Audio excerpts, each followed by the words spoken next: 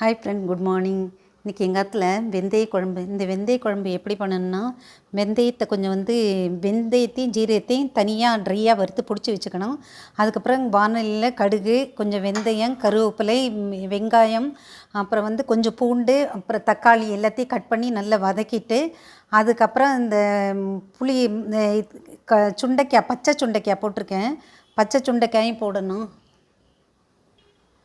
பச்சை சுண்டைக்காயும் போட்டு அதில் நல்லா வதக்கிட்டு, நான் பச்சை சுண்டைக்காயை தண்ணியில் வேக வச்சுட்டு வதக்கினேன். அப்போ தான் நல்லா வெந்திருக்கும். அதுக்கப்புறம் புளியை கரைச்சி விட்டு கொஞ்சம் சாம்பார் பொடி போட்டுட்டு, அப்புறம் கொஞ்சம் தேங்காய் பாலும் இறக்குற டயத்தில் விட்டுட்டு, இந்த பொடிச்சு வச்ச ஜீரகம், வெந்தய பொடியும் அதில் போட்டு பரிமாறினா ரொம்ப நல்லாயிருக்கும்.